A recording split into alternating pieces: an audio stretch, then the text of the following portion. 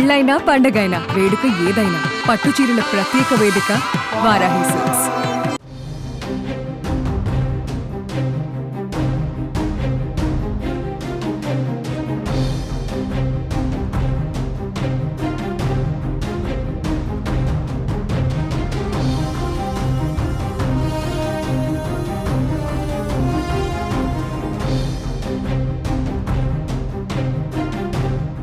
దేశవ్యాప్తంగా గత వారం రోజులుగా వింత వాతావరణం నెలకొంటుంది.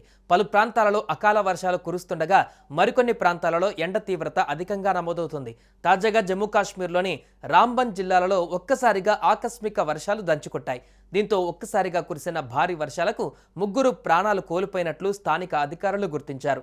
ఇక ఈ ఆకస్మిక వరదలకు క్లౌడ్ బరస్ట్ కారణమని అంటున్నారు.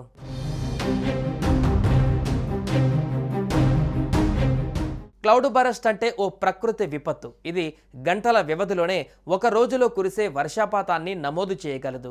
ఈ క్లౌడ్ బరస్ట్ కారణంగా రాంబన్ జిల్లాలో అనేక ఇళ్లు ధ్వంసమయ్యాయి. దీంతో అక్కడి ప్రజలు జనజీవనం అస్తవ్యస్తమైంది. అలాగే రోడ్లు ధ్వంసమయ్యాయి. రవాణా వ్యవస్థకు తీవ్ర ఆటంకం ఏర్పడింది. దీంతో సహాయక చర్యలకు తీవ్ర ఆటంకం కలుగుతోంది. ఇక రాంబన్ జిల్లా ధర్మకొండ సమీపంలోని నాలా ఉప్పొంగి ఓ గ్రామాన్ని వరదలు ముంచెత్తాయి. కొండ చర్యలు విరిగిపడడంతో రహదారులు ఇల్లు కొట్టుకుపోయాయి. ఇదిలా ఉంటే ఈ ప్రాంతాలలో గతంలో కూడా భారీ వర్షాలు క్లౌడ్ బరస్ట్లు సంభవించాయి.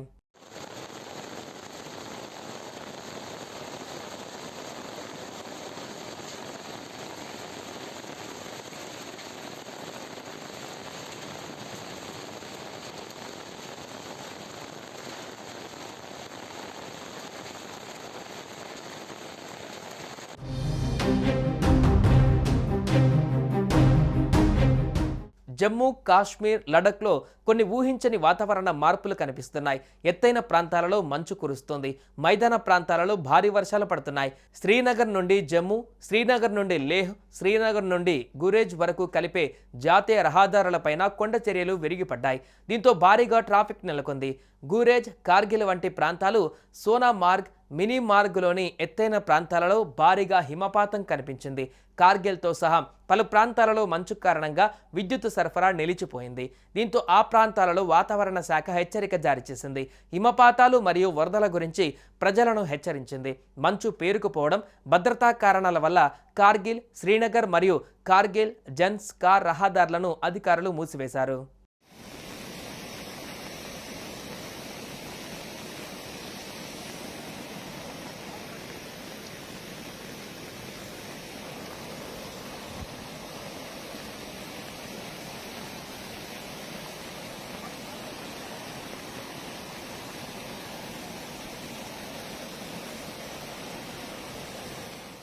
ఇదిలా ఉండగా రాంబాన్, కిష్ట్వార్ జిల్లాలలో భారీ వర్షాలు పడుతున్నాయి.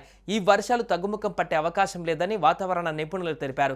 కాశ్మీర్లో వడగళ్ల వానలు, ఈదురుగాలులు, ఉరుములతో కూడిన వర్షం కురుస్తుంది. అయితే జీలం నది నీటి మట్టాలు మరింత పెరిగే అవకాశం ఉందని, అయితే వరద ముప్పు మాత్రం ఉండదని సూచించారు.